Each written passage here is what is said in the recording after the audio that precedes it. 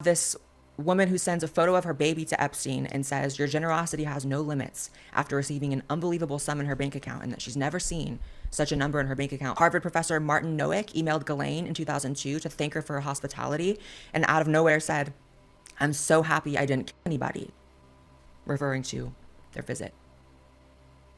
I'm glad you didn't either, but why was that ever on the table, right? The first shocking piece of evidence is the name of Epstein's bank account, which goes by the name Baal, the demon that the Bible mentions that demanded human sacrifice. The document states, please wire $11,438 from the above account to Baal, name Wachovia Bank, N.A. A very weird title to call your bank account, but given the fact that these are child monsters and children were sacrificed to this demon, it makes sense. The next document shows that Epstein was receiving torture videos from a redacted contact. Where are you? Are you okay? I loved the torture video. Just in that document alone raises so many concerning questions. Prince Andrew also tortured a victim and proceeded to have the victim unalived right after, with even photo evidence of the night that it happened. The document says, back in the 90s, Ghislaine Maxwell recruited a girl for a modeling career. Instead of modeling, she was sold as a slave for sex and torture. Prince Andrew was an accessory to her death as he her and me to force her murder. That's just absolutely disgusting. Nicki Minaj posted, just as the Epstein files were being released, with this tweet: your favorite artists have been practicing rituals in a satanic cult where they take babies from other countries and mutilate them and kill them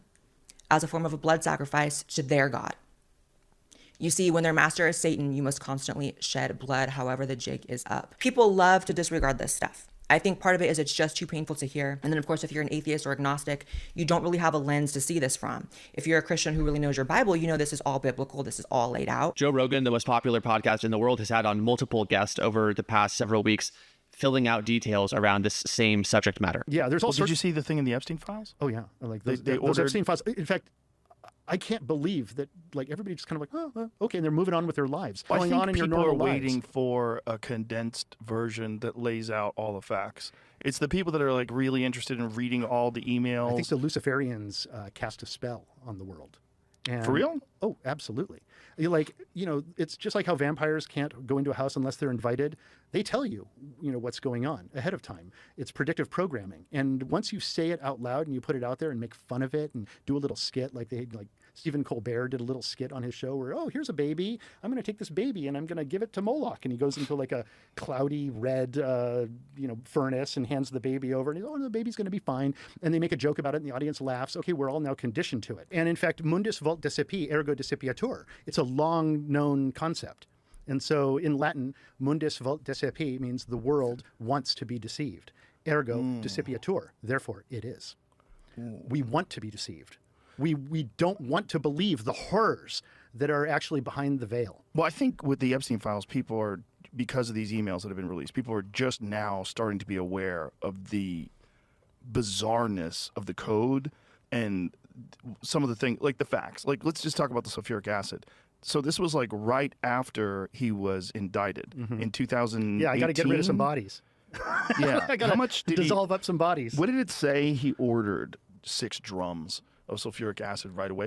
Are you really worried about your reverse osmosis plant right after you get indicted? I feel like you're going to jail. It looks like a duck and it quacks like a duck. It's probably a duck. It's probably a duck. 330 gallons of sulfuric acid. It says this was the only documented purchase order for it. Well, I just don't think we really knew until we saw those files come out. Yeah. And then you go, oh, well, there's no denying it now. My position on it is completely shifted. I thought there's probably some really sick people that have an appetite for that, but I hadn't seen any real evidence for it until these files. And now I'm like, oh, this is demonic. This is clearly demonic. Okay, so thank you for saying that.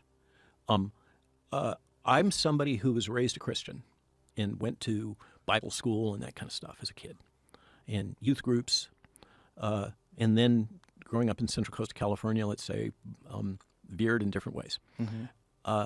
But the experiences that we've encountered over the last half a dozen years, it's hard to come up with the language to express what we're observing in the world other than the language of theology. There's these references to pizza, a lot of references to pizza that are 100% some kind of a code. Yeah. And then it brings you back to Pizzagate. Yeah. Which was widely dismissed. Everybody's like, oh, this is a bunch of kooks. Here it is. She said she felt God's presence next to her when she was in bed. She knows that Jesus watches over her and he helped save her life. And then he writes, whoops. And then in response, Jeffrey Epstein says, you should dress up as him when you see her. It is dark. So we see this darkness. It involves leaders in academia, in science, in industry, in politics. Another just insane detail that has emerged here is that Lawrence Krauss was trying to get Epstein and Rogan to meet together. Yeah, I'm in the files for not going, because Jeffrey Epstein was trying to meet with me. But he writes here in this email, sorry about Rogan so far. He seems more timid than I would have thought. This is from Krauss to Epstein regarding Rogan. One of my guests was trying to get me to meet him. I was like, are you high? Like, what the are you talking about? For what reason would you? What would be? If I was a guy who was like sucking up to the rich and powerful. And what is so ironic about this to me is that this is the same Lawrence Krauss who, like, fairly recently debated Michael Jones of Inspiring Philosophy. And I kid you not, the title of this debate was Christianity or Secular Ethics, which is best for society. You cannot make this stuff up. A lion takes over a rival pride and kills the cubs of the rival he dethroned and impregnates to secure his own bloodline. Does this mean that it's okay for a stepfather to murder his stepson and that kid's mom in your worldview? Okay, what he said is a lion takes over a pride and kills the other and takes over. Is it okay for in that worldview? Look, okay, you know, I hate to do this. I just want to also mention. I got to hold